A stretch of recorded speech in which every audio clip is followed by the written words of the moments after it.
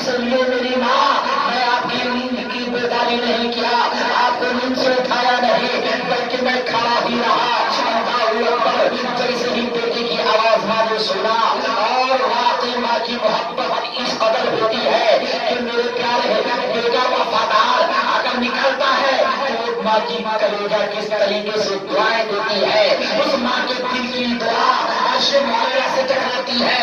تاریخ میں آیا ہے کہ حضرت یزید بستانی رحمۃ اللہ علیہ کی ماں جب اپنے بیٹے کی یہ کمانے دیتی ہے تو اپنے ماں اپنے بیٹے کے لیے اس قدر دعا فرماتی ہے۔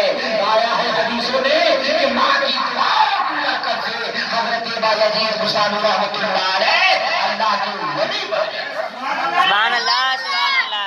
اللہ کے ولی بن گئے۔ اللہ اکبر میرے پیارے، ماں کی دعا اس قدر مقبولیت رکھتی ہے، اس قدر مقبولیت رکھتی ہے میرے پیارے۔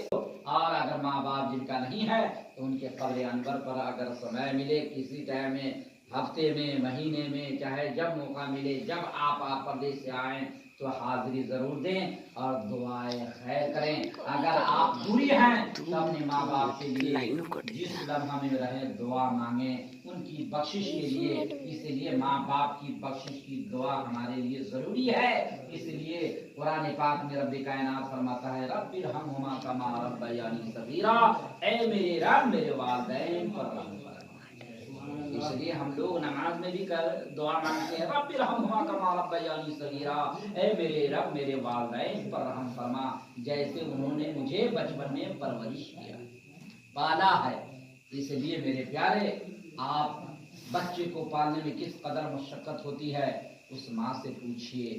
آج ہم ہر کما کر لے آئیں گے، ہر کام کر لیں گے، مگر ایک بچے کی پالنے میں ہماری ہر کرم ہو جائے گا، اس لیے ہمیں سکون نہیں ملے گا۔ اس لیے کہ ہم کو اس قدر بوجھ ہوگا کہ دن بھر ہم دھوپ میں کھٹ سکتے ہیں، مگر ایک بچے کی پالنا، اس کی خدمت کرنا کتنی بھاری پڑتا ہے۔ مگر ماں کی محبت ہے کہ ہر دکھ درد کو سہ کر اپنے بچے کو ہر طریقے سے اچھے طریقے سے پال پوس کرتی ہے۔ اور وہی ماں باپ جب پال پوس کر جوان کرتی ہے، جب بیٹے اس لائق ہوتا ہے تو ماں کا یہ مانتا ہوتا ہے کہ اب اچھی بہو دیکھیں، اچھی بہو دیکھیں اور اس بہو کو دیکھ کر اپنی قلوب کو سکون دلائیں۔ مگر جیسے ہی شادی کرتے ہیں، بیٹا اپنی بیوی کے محبت میں آ کر ماں کے پیار کو کم کرنا شروع کر دیتی ہے، اور وہ بہو جس